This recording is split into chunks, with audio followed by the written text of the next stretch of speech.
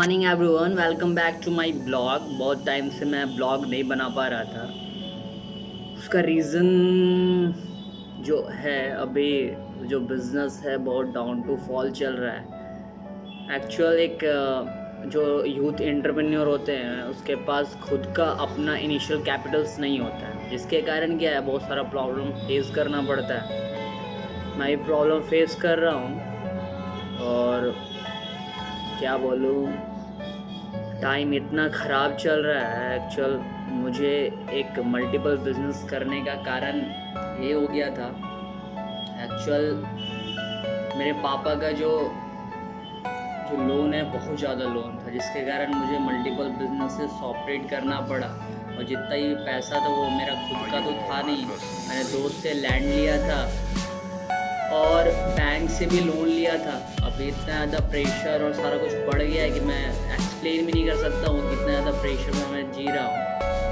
अभी सारा बिजनेस बंद हुआ है, कोई भी ऑपरेटिंग अच्छे से नहीं चल रहा है, क्योंकि इधर हम लोग का जो मार्केट है ना, वो मोस्टली डिपेंडेंट है फार्मिंग के ऊपर। अगर फार्मिंग अच्छे से हुआ तो मार्केट बूम करता है, और अच्छे से अगर फसल नहीं हुआ तो मार्केट एकदम डाउन टू फॉल चल जाता है।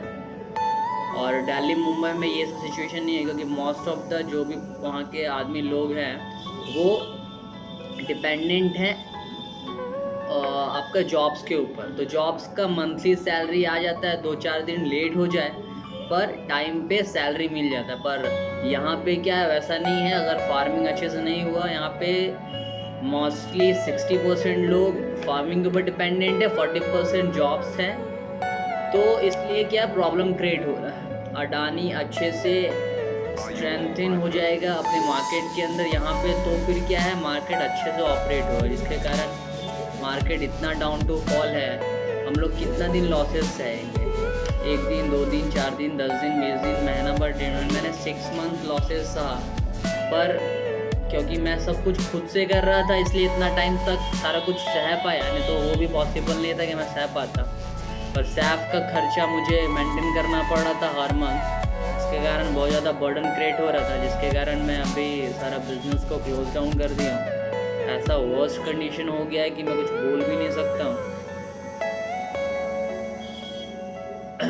सब कुछ को सही से फिर से ट्रैक पे लाने की कोशिश कर रहा हूँ, हिम्मत जुटा नहीं पा रहा हूँ, कैसे क्या करूँ नहीं करूँ। इतना पैसा इन्वेस्ट कर दिया है, सब चीज़ का लोन प्रेशर और बढ़ते जा रहा है। पापा के साइड से ही इतना सारा लोन प्रेशर है, उसके बाद मेरा भी बढ़ रहा है। सारा सिचुएशन को सोच रहा हूँ जितना जल्दी हैंडल कर पाऊँ, ठीक कर पाऊँ, और देखता हूँ कितना जल्दी सब कुछ को सॉर्ट आउट करके जल्दी से फिर से ट्रैक पे लाना है मुझे। बहुत हार्ड वर्क कर रहा हूँ और कुछ समझ में नहीं आ रहा है। लगता है कहीं जाके कुछ टाइम के लिए जॉब कर लूँ, इस चीज़ को सेटल डाउन करने के लिए, सब कुछ को ठीक करने के लिए। पर इतना पैसा इन्वेस्ट किया हुआ है, कुछ समझ में नहीं आ रहा है। चल, जितना ही पैसा मुझे मिला, जो मैंने फ्रेंड से लिया, कुछ भी लिया, वो सारा प्रोडक्ट खरीदने में चला गया। एक्चुअल कोई भी बिज़नेस में अगर आप अपने बिज़नेस में एडवर्टीज़मेंट के लिए, प्रचार के लिए अगर पैसा खर्चा नहीं करेंगे तो आपका मार्केट और ज़्यादा ऊपर भी नहीं जा सकता, क्योंकि आपके अगल बगल के लोग या आपके सराउंडिंग के लोग ही आपको जानेंगे, तभी वो विजिटेशन के लिए आएंगे। और उतना पैसा मेरे पास है नहीं और था भी नहीं।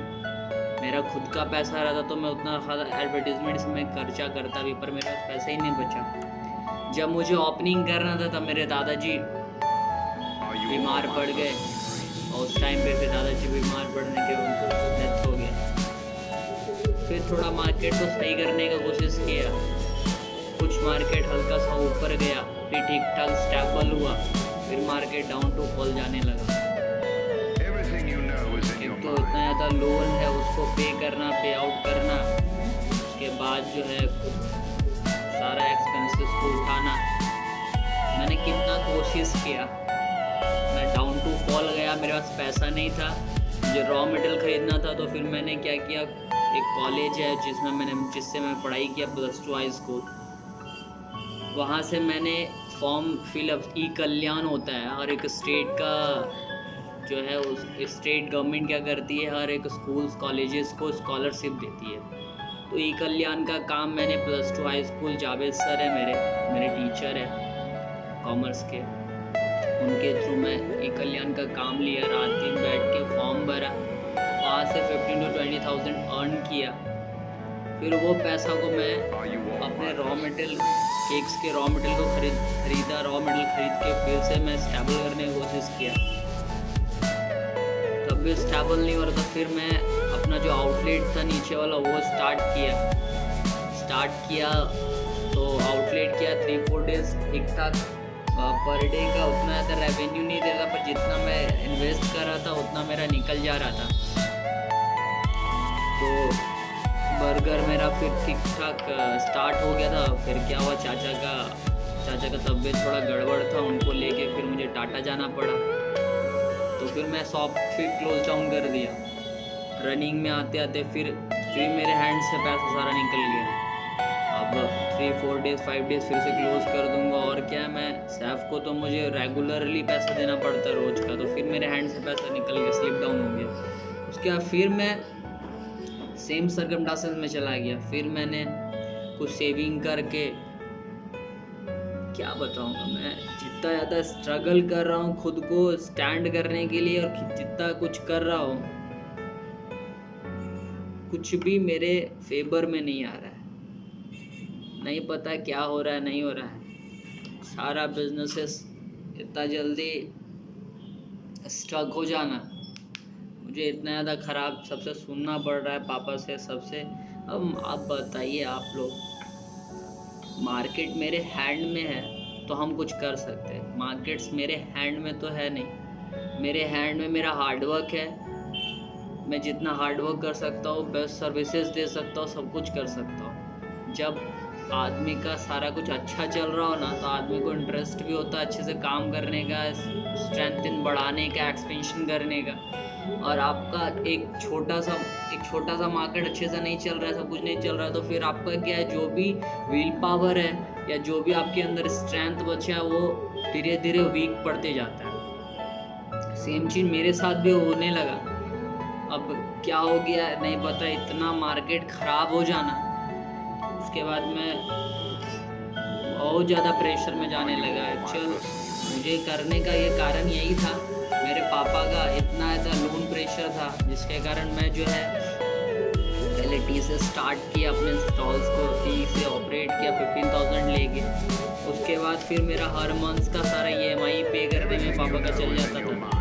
तो मैं सोचा कि मेरे साथ जो मेरे फ्रेंड्स काम कर रहे हैं, या हम लोग कुछ, अगर हम लोगों को जल्दी से निकलना है, जल्दी से पापा को निकालना है, तो खाली EMI पे करने से नहीं होगा, उसका सारा जितना जो बल्क अमाउंट है उसको भी पे आउट करना पड़ेगा। तो फिर मेरे फ्रेंड है, वो मेरा फ्रेंड, उसके पापा जो है DC ऑफिस में काम करते हैं, वो मुझे बोला क्या वहाँ पे ना फूड का सॉल्यूशन है। फिर हम लोग वहाँ पे फूड का सॉल्यूशन लेके गए, वहाँ पे भी कुछ टाइम ठीक ठाक चला। उसके बाद क्या कि नया शिफ्टिंग हो रहा था, तो सारे लेबर्स और सारे वहाँ पे एट प्रेजेंट नहीं थे।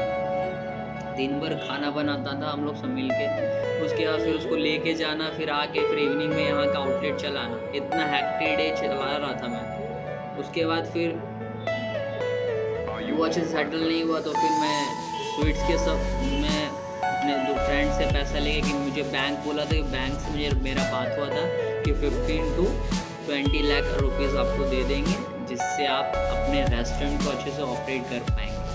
मेरे पास अगर उतना पैसा होता तो मैं कम से कम 2 lakh rupees 3 lakh rupees advertisement में खर्चा करता और अच्छी पोजीशन पे स्टैंड होता। पर उससे भी बैंक फिर जो बोल के मैं सारा पैसा फ्रेंड से लेके लगा दिया कि मुझे जल्दी काम करना था, क्योंकि टाइम नहीं था। जो टाइम था उस समय दिसंबर का टाइम था, उस समय मार्केट पीक पे रहता है, बहुत सारा फेस्टिवल्स आता है। तो मैं सोचा कैसे भी करके जल्दी से सेटल डाउन कर लूँगा। अब बैंक्स के जो मैनेजर है, बैंक ऑफ महाराष्ट्र के जो मैनेजर है, वो यूथ एंटरप्रेन्योर को नहीं देखना चाहते हैं। मेरे से इतना क्वेश्चन और ये इतना ज़्यादा परेशान और इतना ज़्यादा टॉर्चर किए, कहने का बात नहीं। उसके बाद फिर वो क्या कर लिए, अपने हैंड्स को पीछे ले लिए, बोले नहीं उतना पैसा हम नहीं दे पाएंगे, आज नहीं होगा कल होगा। मतलब ऐसे करते करते 3 मंथ्स मेरा बेकार कर दिए। 3 मंथ्स के बाद फिर मैं बोला कि हमको आप कितना दे सकते हैं, तो फिर बोलते 170 दे सकते हैं, वो भी मैं दूसरे के अकाउंट में ट्रांसफ़र करूँगा जिसका तुम कोटेशन देगा। एज लीगली ये ठीक है कि वो अकाउंट में ट्रांसफ़र किए, अकाउंट में ट्रांसफ़र करने के बाद फिर मेरा 18% मुझे GST पे करना पड़ा, और सामान मैं पहले ही ख़रीद लिया था सारा, ठीक है, उसका ही पहले GST पे कर दिया था, फिर इसका भी GST पे करना पड़ा। उसके बाद फिर जो है GST पे करने के बाद मेरा पैसा और डिडक्ट होके छोटा सा अमाउंट बचा, जिससे मैं फिर रॉ मटेरियल लाया, चेयर्स लाया, सामान ख़रीदा, सारा कॉस्टिंग सारा सामान में ही चला गया। मेरे पास खुद का पैसा कुछ बचता एडवर्टीज़मेंट के लिए, तो मैं कुछ और अच्छे पोजीशन में स्टैंड हो पाता। फिर उस सिचुएशन को ठीक करना चाहा, इतना इधर मार्केट को कॉल्स कर कर के कितना केक डिलीवरी हुआ, अच्छा खासा मार्केट फिर पकड़ने लगा, बढ़ने लगा, और इतना ज़्यादा गर्मी बढ़ गया। अभी 1 महीना 1.5 महीना से इतना गर्मी है कि गर्मी में केक उतना सेल आउट होता नहीं है, ख़राब होता है, वेस्टेज ज़्यादा है। आपके पास ऑर्डर आ रहा है तभी आप बना सकते हो, उसके लिए आपको AC चाहिए, अच्छा से चिलिंग होगा तो ही आप अच्छे से केक बना पाएंगे। नहीं तो केक इतना जल्दी क्रीम मेल्ट होता है कि उसको सेटल डाउन करना बहुत ज़्यादा हार्ड, एकदम लिक्विड के जैसा क्रीम हो जा रहा है। AC नहीं है हमारे पास, क्योंकि बैंक लोन हमको दी ही नहीं, तो फिर हम लोग AC उसी कहाँ से लगाते हैं, ऐसे ही इतना ज़्यादा पैसा में स्टक हो गया। उसके बाद इस हार्श वेदर को लेके अभी क्लोज डाउन करना पड़ा केक का भी, क्योंकि और सैफ की डॉटर का तबीयत थोड़ा गड़बड़ था, इसलिए वो घर चले गए। तो बोले ठीक है अभी घर पे आप रेस्ट कीजिए, गर्मी बहुत ज़्यादा इतना हार्श है, 43-42 डिग्री सेल्सियस चल रहा है और लू चल रहा है, तो कस्टमर्स भी नहीं आ रहे हैं। इवनिंग के टाइम में आ भी रहे हैं तो उतना ज़्यादा कस्टमर है नहीं, बहुत ज़्यादा हार्श टाइम को फेस कर रहा हूँ, इसलिए मैं इतना रो रहा हूँ, इतना फेस कर रहा हूँ। उसके बाद मुझे कुछ लगा कि नहीं, ड्रीम 11 से कुछ अर्न किया जा सकता है। IPL के टाइम में मैंने कितना पैसा लगाया, और इतना क्लोज जाके कभी 1200 रुपीज़ आ गया, कभी 1100 आ गया, कभी 1000 आ गया, इतना क्लोज जाके पर मेरे हैंड से जो है वो छूट जा रहा, आ ही नहीं पाया। मुझे लगा अगर कुछ हो जाता तो मैं कम से कम वहाँ से कुछ चेंज कर पाता, पर पता नहीं मेरे लाइफ में भी लगा हुआ है, स्ट्रगल लिखा हुआ है, स्ट्रगल को फेस कर रहा हूँ, और इतना हार्श स्ट्रगल्स को फेस कर रहा हूँ कि मैं एक्सप्लेन नहीं कर सकता हूँ। इतना ज़्यादा मुझे पापा से सुनना पड़ता है, सबसे सुनना पड़ता है। अब मेरे हैंड में तो मार्केटिंग नहीं है कि मैं मार्केट्स को मैं जज कर सकता हूँ, ये कर सकता हूँ, पर मार्केट मेरे हैंड में नहीं, कैसे ऑपरेट होगा नहीं होगा। जिसके पास पैसा है वो मार्केट को अभी भी ख़राब होने के बाद भी फेस कर रहे हैं। कम से कम 6 मंथ एंड 1 ईयर देना पड़ता है कोई बिजनेस को रनिंग में लाने के लिए। इसलिए अभी मैं सारा कुछ क्लोज डाउन करके बैठा हूँ, क्या करूँगा, कुछ भी मेरे फेवर में नहीं जा रहा है। बस आप लोग का प्यार चाहिए, आप लोग का सपोर्ट चाहिए कि कुछ मैं ब्लॉगिंग के थ्रू ही कुछ कर पाऊँ, कुछ अपने स्टोरी को फिर से लिख पाऊँ, अपने स्टोरी को ट्रैक्स पे लेके आ पाऊँ। बहुत ज़्यादा हार्डवर्क अंदर में है, करना चाहता हूँ, पर जब फेवर में सारा कुछ नहीं होता है मेरे फेवर में, मेरे हैंड से स्लिप डाउन होने लग रहा है, तो मैं फिर क्या करूँ नहीं करूँ कुछ समझ में नहीं आ रहा है।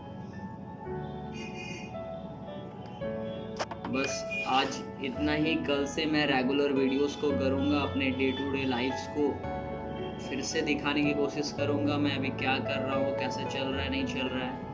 प्लीज़ आपको मेरा अगर वीडियो अच्छा लग रहा है तो मेरे वीडियो को लाइक कीजिए, सब्सक्राइब कीजिए अगर आप न्यू हैं तो, और सपोर्ट कीजिए एक यूथ एंटरप्रेन्योर और मेरे जैसे लड़के को एक पब्लिक का सपोर्ट चाहिए, जिसके कारण ही हम लोग कुछ बन पाएंगे। अगर आप लोग का सपोर्ट नहीं मिलेगा तो फिर हम लोग फिर वहीं के वहीं स्टैंड हो जाएंगे, क्योंकि ये जो दुनिया है ना, जिसके पास पैसा है उसको सपोर्ट करने के लिए सब कोई खड़ा, हर बैंक पैसा लोन सब कुछ देने के लिए रेडी है, और जिसके पास मेहनत है, हार्डवर्क है, उस पर कोई भी पैसा देने के लिए रेडी नहीं। और एक बैंक सबको अपने हैंड को बैक डाउन कर ले रही है, मेरे फ्रेंड लोग सबको सपोर्ट करके हल्का सा और कैपिटल होता तो मैं मूव आउट भी करके कहीं और पे भी जाके आउटलेट को ऑपरेट अच्छे से कर पाता जहाँ पे क्राउड एरिया था।